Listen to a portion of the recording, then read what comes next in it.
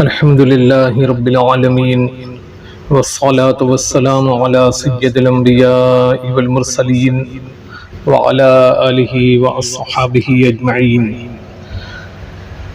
حضرات گرامی السلام علیکم ورحمۃ اللہ تعالی وبرکاتہ۔ ایک کلپ وائرل ہوئی جس میں ایک لڑکا بڑے جوش کے ساتھ مختلف لوگوں اور مختلف جماعتوں کا نام لے کر نعرے لگا رہا ہے اور سور اور حرامی وغیرہ بول رہا ہے، اور ساتھ ہی وہ مسلک اعلیٰ حضرت زندہ باد، مسلک اعلیٰ حضرت زندہ باد کے بھی نعرے لگا رہا ہے۔ اس پر کچھ لوگوں نے سوال اٹھائے، اعتراض کیا، ساتھ ہی یہ تاثر دینے کی کوشش کی کہ یہ لوگ بڑے بد اخلاق ہوتے ہیں، اور مسلک اعلیٰ حضرت کی یہی تعلیم ہے جو یہ لڑکا نعرے لگا رہا ہے، معاذ اللہ رب العالمین۔ لیکن آپ یاد رکھیے، ہوشیار رہیے، جاہلوں کی جہالت کی آڑ لے کر اہل حق کو بدنام کرنا اہل باطل کی بڑی پرانی عادت ہے۔ اس بات کو خوب ذہن نشین کر لیجئے تاکہ دھوکہ نہ کھائیں۔ کتنی عجیب بات ہے کہ ہم کو تو ہمارے دین نے بڑے سے بڑے آدمی کو حق و باطل کا معیار بنانے سے اصلاً منع فرمایا ہے، اور یہ لوگ چند جاہلوں کے عمل کو دیکھ کر کسی کے اچھا یا برا ہونے کا فیصلہ کرتے ہیں۔ کتنے افسوس کی بات ہے۔ مسلک اعلیٰ حضرت کیا ہے؟ یہ سرکار اعلیٰ حضرت امام احمد رضا رضی اللہ عنہ اور معتبر مستند علماء اہل سنت کی کتابوں میں دیکھو۔ سیدنا امام غزالی علیہ الرحمہ اپنی کتاب المنقذ من الضلال میں تحریر فرماتے ہیں کہ کم عقل لوگوں کی عادت ہے۔ کس کی؟ کم عقل لوگوں کی عادت ہے کہ وہ لوگوں کے ذریعے حق کو پہچاننے کی کوشش کرتے ہیں، نہ کہ حق کے ذریعے لوگوں کو پہچاننے کی۔ عقل مند آدمی تو اس سلسلے میں امیر المؤمنین حضرت علی ابن ابی طالب رضی اللہ تعالی عنہ کے اس فرمان کی پیروی کرتا ہے۔ کس فرمان کی؟ کہ حق کو لوگوں کے ذریعے نہ پہچانو بلکہ حق کی معرفت حاصل کرو، اہل حق خود بخود تمہیں نظر آ جائیں گے۔ سبحان اللہ۔ بات سمجھ میں آئی؟ حق کیا ہے؟ پہلے دلیلوں سے اس کو سمجھو، اس حق کے سمجھنے کی برکت سے باطل سے بچ جاؤ گے اور اہل حق خود بخود تمہیں نظر آ جائیں گے۔ لوگ مسلک اعلیٰ حضرت زندہ باد کے نعرے بہت لگاتے ہیں۔ مسلک اعلیٰ حضرت زندہ باد کہنا اور ہے، لیکن اس کو سمجھنا، اس پر عمل کرنا اور ہے۔ ایک بات تو بتاؤ یار، کہ مضبوط دلیلوں سے بد مذہبوں کا رد کرنا فرض اعظم ہے کہ عوام کو بھڑکانا فرض اعظم ہے؟ عجیب جہالت ہے۔ سن لیجئے، اس طرح کی بھڑکانے والی کارروائیوں کی مسلک اعلیٰ حضرت میں کوئی جگہ نہیں۔ اللہ پاک دینی سمجھ عطا فرمائے۔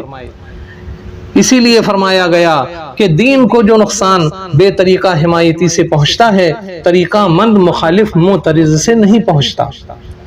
ڈھنگ والا مخالف وہ نقصان نہیں پہنچائے گا جو بے ڈھنگا حمایتی پہنچا دے گا۔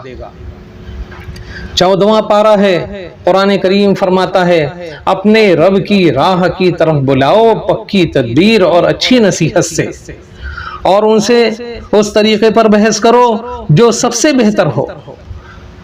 حق کی طرف بلانے کا، تبلیغ کرنے کا طریقہ کیا ہے؟ قرآن کریم بتاتا ہے۔ پھر سن لو، اپنے رب کی راہ کی طرف بلاؤ پکی تدبیر اور اچھی نصیحت سے، اور ان سے اس طریقے پر بحث کرو جو سب سے بہتر ہو۔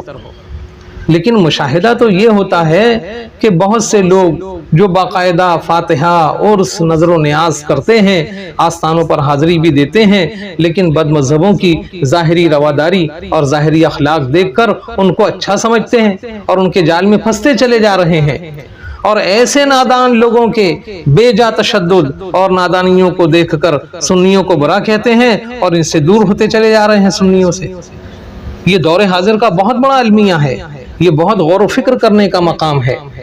میں پوچھتا ہوں، آخر یہ کیوں نہیں سوچا جاتا کہ ہمارے سامنے سادہ لوح عوام کی بھی ایک بہت بڑی تعداد ہے، عام لوگوں کی بہت بڑی تعداد ہے جن کے دل دماغ میں دین و سنیت نہیں اتری ہے، وہ ایسی روش سے قریب نہیں آئیں گے۔ اور جب قریب نہیں آئیں گے تو انہیں صحیح عقیدہ کیسے سمجھایا جائے گا؟ شرع کے بتائے ہوئے طریقے سے اپنی طاقت بھر ایمان کی حفاظت کرنا کتنی بڑی بات ہے۔ سنو، حدیث شریف میں ہے کہ اللہ تعالیٰ تیری وجہ سے ایک شخص کو بھی ہدایت نصیب فرما دے تو یقیناً یہ روئے زمین کی حکومت سے بہتر ہے۔ سبحان اللہ، تیرے ذریعے سے ایک شخص کو بھی اللہ تعالیٰ ہدایت عطا فرما دے تو یقیناً یہ روئے زمین کی بادشاہت سے بہتر ہے۔ اب کچھ اور ضروری بات سنیے۔ سورہ مجادلہ شریف آیت نمبر 20 میں اللہ رب العزت ارشاد فرماتا ہے کہ بے شک جو اللہ اور اس کے رسول کی مخالفت کرتے ہیں وہ سب سے زیادہ ذلیلوں میں سے ہیں۔ کیا فرمایا؟ بے شک جو اللہ اور اس کے رسول کی مخالفت کرتے ہیں وہ سب سے زیادہ ذلیلوں میں ہیں۔ دیکھو، خود قرآن کریم نے کافروں کو سب سے زیادہ ذلیلوں میں فرمایا، اور اللہ کے رسول صلی اللہ تعالی علیہ وسلم نے بہت حدیثوں میں بد مذہبوں سے سختی، نفرت اور ان سے دور رہنے کی تعلیم تو ارشاد فرمائی ہے، لیکن یہ تو بتاؤ کہ ان سے متعلق اسلام میں جو بھی احکام ہیں کیا ان میں اپنی مرضی، اپنے طریقے، اپنی پسند سے عمل کرنے کی اجازت ہے؟ ہرگز نہیں ہے۔ ہر حکم کے ساتھ اسلام میں شرائط ہیں، قاعدے قانون ہیں۔ ان شرائط اور قواعد سے بندھ کر کوئی عمل کیا جائے گا تب نہ وہ دینداری ہوگی، تب نہ وہ دین پر عمل کرنا کہلائے گا۔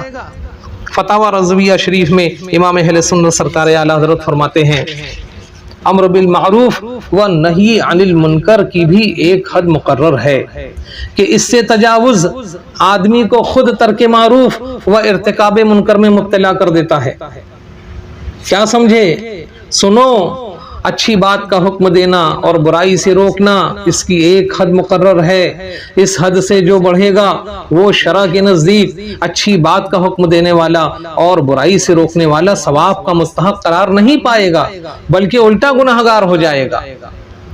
اور ایک بات جو بہت قابل توجہ ہے، قرآن کریم کی سورہ بنی اسرائیل شریف ہے، آیت نمبر 70 ہے، اللہ تبارک و تعالی ارشاد فرماتا ہے وَلَقَدْ كَرَّمْنَا بَنِي آدم، اور بے شک ہم نے اولاد آدم کو عزت دی۔ اس آیت کریمہ کی تفسیر سنیے، تفسیر میں ہے یعنی انسان کو عقل، علم، قوت گویائی، پاکیزہ صورت، معتدل قد و قامت عطا کیے گئے اور جانوروں سے لے کر جہازوں تک کی سواریاں عطا فرمائیں۔ نیز اللہ عز و جل نے انہیں دنیا اور آخرت سنوارنے کی تدبیریں سکھائیں اور تمام چیزوں پر غلبہ عطا فرمایا، قوت تسخیر بخشی کہ آج انسان زمین اور اس سے اوپر یوں ہی ہواؤں بلکہ چاند تک کی تسخیر کر چکا ہے، چاند تک کو تسخیر کر چکا ہے اور مریخ تک کی معلومات حاصل کر چکا ہے۔ بحر و بر میں انسان نے اپنی فتوحات کے جھنڈے گاڑ دیے ہیں۔ یہ چند مثالیں ہیں، ورنہ اس کے علاوہ لاکھوں چیزیں اولاد آدم کو عطا فرما کر اللہ تعالیٰ نے اسے عزت دی اور انسان کو بقیہ تمام مخلوقات سے افضل بنایا۔ لاکھوں چیزیں اولاد آدم کو، کس کو؟ اولاد آدم کو، اس میں تمام آدمی، تمام انسان آ گئے۔ تو لاکھوں چیزیں جو مثال دی گئی، یہ جو باتیں بیان ہوئی یہ تو چند مثالیں ہیں، ورنہ اس کے علاوہ لاکھوں چیزیں اولاد آدم کو عطا فرما کر اللہ تعالیٰ نے اسے عزت دی اور انسان کو بقیہ تمام مخلوقات سے افضل بنایا۔ اور فتاوی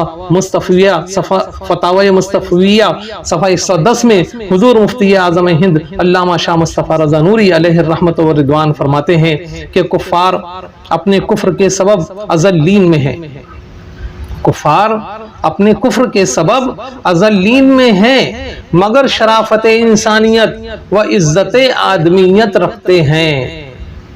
اگرچہ کفر کے سبب کہیں وہ اعتبار نہیں کی جاتی اور کہیں اس حال میں بھی اس کا اعتبار موجود ہے۔ کیا فرماتے ہیں؟ اذلین میں سے تو ہیں مگر شرافت انسانیت و عزت آدمیت رکھتے ہیں۔ اب بتائیے آدمی کو اس طرح سور کتا کہنا کیسے صحیح ہوگا؟ ان جاہل ادکٹی سمجھ رکھنے والوں سے ہرگز کوئی فائدہ نہیں بلکہ دین کا نقصان ہی ہے۔ یہ لوگ بڑے بڑے علماء اہل سنت کی بلا دلیل مخالفت اور گستاخی کرتے ہیں۔ حضور تاج الشریعہ علامہ اختر رضا اظہری علیہ الرحمہ اور محدث کبیر علامہ ضیاء المصطفیٰ صاحب کی شان میں گستاخی کرتے ہیں۔ یاد رکھیے اتنا سمجھ لینا آپ کے لیے، عوام کے لیے کافی ہے کہ اہل حق، علماء اہل سنت، ان کی ایسی جاہلانہ اور پرتشدد کارروائیوں کی ہرگز حمایت نہیں کرتے۔ مجھ تک بات آئی تھی، اس لیے میں نے چاہا کہ لوگوں کو جمعہ کے اجتماع میں سچائی سے آگاہ کر دیا جائے۔ اللہ پاک قبول حق کی توفیق عطا فرمائے، آمین ثم آمین۔ السلام علیکم ورحمۃ اللہ۔